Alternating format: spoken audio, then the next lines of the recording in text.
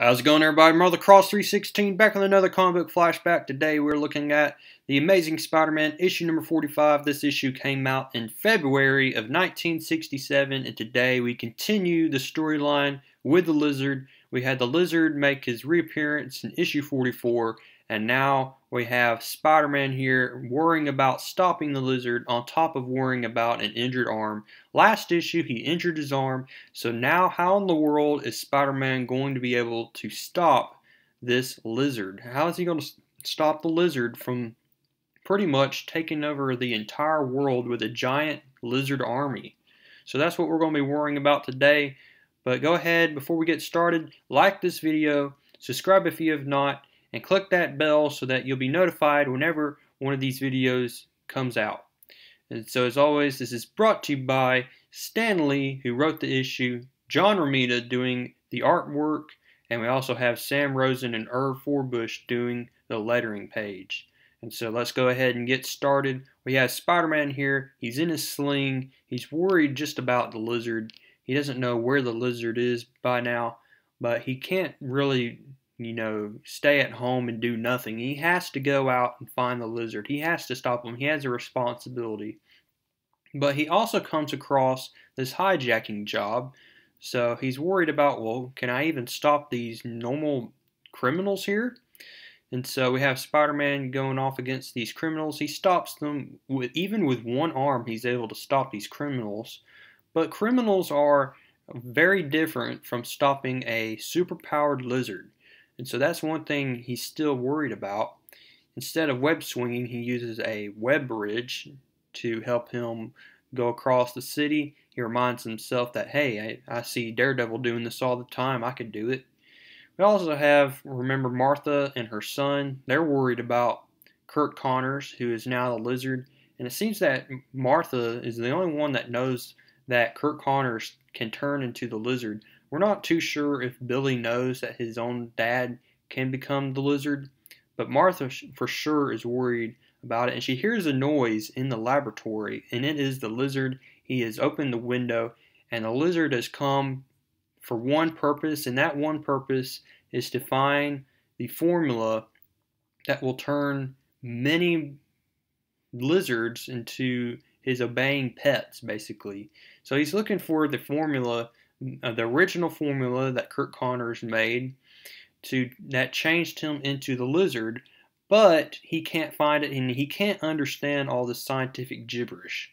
And so he just starts trashing Connors' laboratory here, and he's all frustrated, and he said, basically, he'll find another way to get a superpowered army.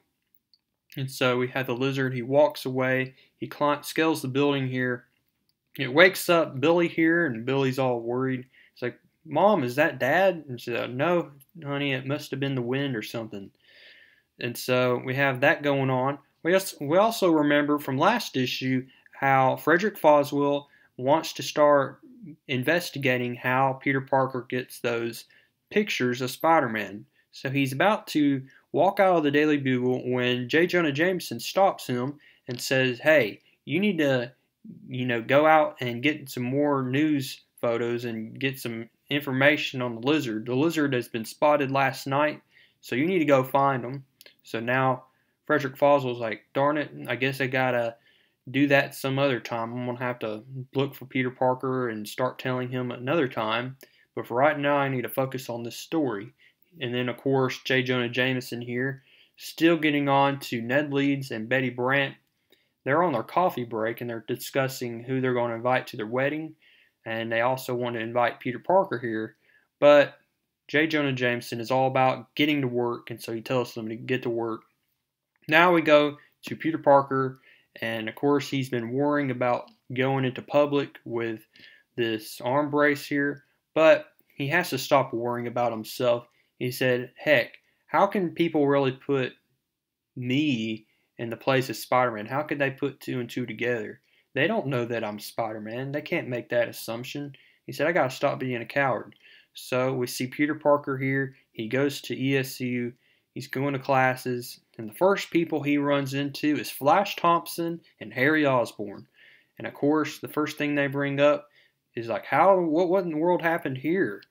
And he said, that's a good way of showing that you're Spider-Man. But Peter Parker says that he had pretty much hurt his arm by riding his motorcycle. And so, of course, they buy into it because they do not suspect that Peter Parker could be Spider-Man. And we also find out in this issue that Harry Osborn invites Peter Parker to take on a job at Harry's or Norman Osborn's plant at Oscorp. We see that Norman Osborn is looking for a part-time helper, and he thinks that Peter Parker would be a great person to do the job. And Peter Parker is pretty excited about it, but he has to think on it for a little bit. He has a lot of things going on. He has to worry about Aunt May. He has to worry about stopping the lizard. And on top of that, we see that Harry Osborn invites Peter Parker to Gwen Stacy's party. They're throwing a party for Flash Thompson as he is being called up into the army. He's about to go to war for the Vietnam War. And so they're going to throw a party for Flash Thompson.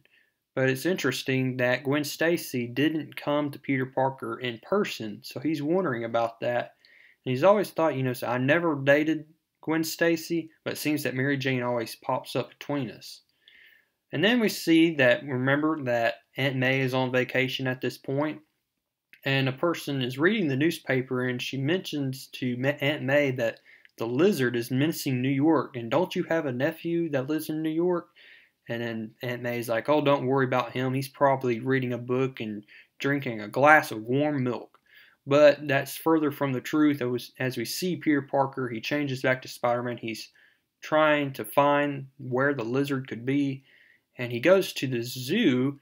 And at this zoo, he sees the House of Reptiles. But he still doesn't find the lizard. But he also sees that there's this world's largest collection of reptiles that's going to be at an exhibition hall in Philadelphia, and the train is just about to leave, and so maybe that's where the lizard is. And sure enough, there he is. There's the lizard. And so now we have Spider-Man fighting the lizard with an injured arm. How in the world is Spider-Man going to be able to defeat this superpowered villain? The lizard strikes with his tail. The lizard is super strong. He's about to hit Spider-Man with this train rail. Spider-Man gets out of the way in time, and the lizard throws him into just all this stuff.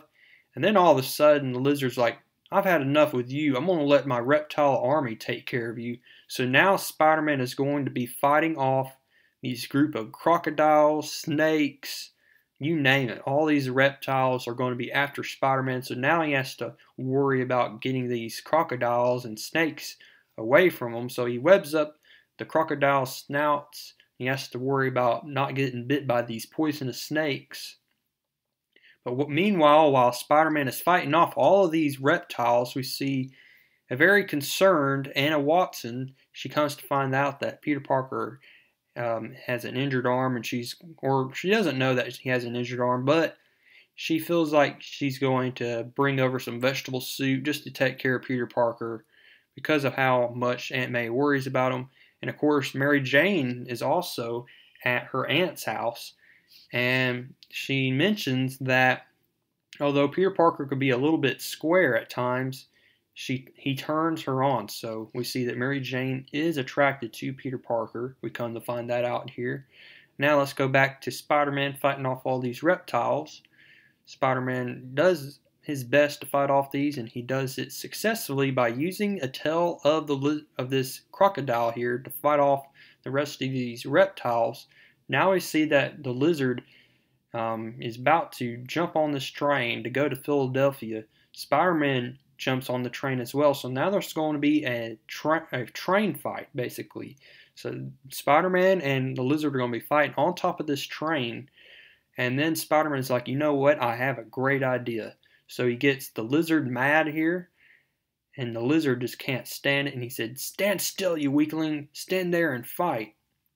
And so now Spider-Man leads him into this trailer car here, and as the lizard goes in, Spider-Man shuts the door, and it comes to find out that they're fighting inside this cold room. It's like super cold, And what we've come to find out is that this is very dangerous to the lizard. The reptiles in general cannot stand cold environments, and so this has a huge effect on the lizard, as we see right here that his swing of his tail is very weak, and all of a sudden the lizard just collapses on the ground. And so now we see right here that Spider-Man is going to web up the lizard, and he's going to take him back to Dr. Connor's laboratory here so that he can finally make the cure here to turn the lizard back to Curt Connors. But we see right here that Martha and her son here, Billy, are very concerned. Spider-Man says, "Don't worry, don't come in yet. It's very dangerous."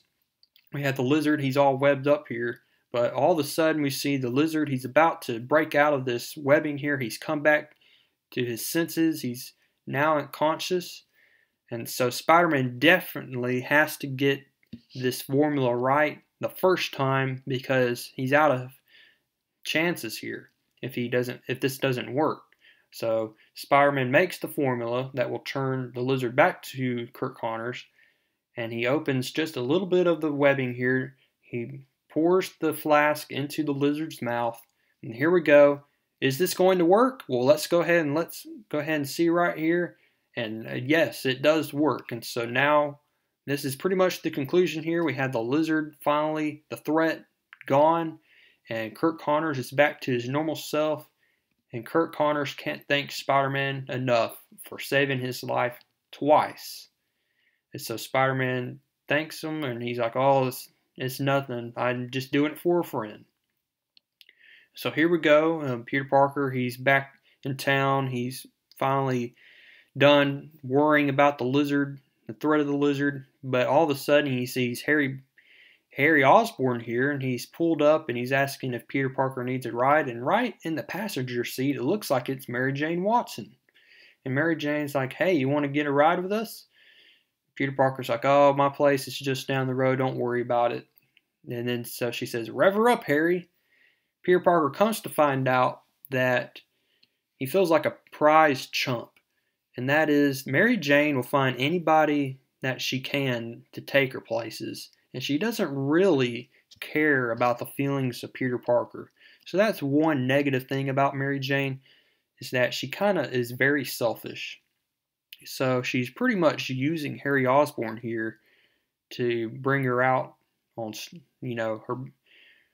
her wanting to go out and shopping and all that, or going to the disco, stuff like that. But we'll see in future issues whether or not Harry Osborn will fall in love with Mary Jane. We don't know for certain, but it seems to me that if he's willing to ride Mary Jane around, then he might like her. We also see that Anna Watson brings Peter Parker the vegetable soup that she had made earlier. Peter Parker accepts it. He shuts the door, but now we see a very frustrated Peter Parker. Yes, folks, he is very frustrated with himself after breaking dates, not being able to study for exams. He did not get any photos of the lizard, so he's out of money to pay for the vacation. But on the other side of town, we see a very thankful Curt Connors and his family here. Very thankful. They think about, how could we ever repay Spider-Man for what he's done? And Martha here basically says, "You know what, we couldn't do anything. He's probably just in the best position of life right now," but that's further from the truth, as we come to find out. And we know how much Peter Parker struggles with his life. But next issue, we're going to find out, as we see on the title, Peter Parker's Pad. So that's something to think about. Is Peter Parker going to get a new room or an apartment here? We'll have to find out next issue as we look at issue number 46. Hope you like this issue. Go ahead, like this video, and comment down below what you liked. And I'll see you next time as we tune in to issue number 46.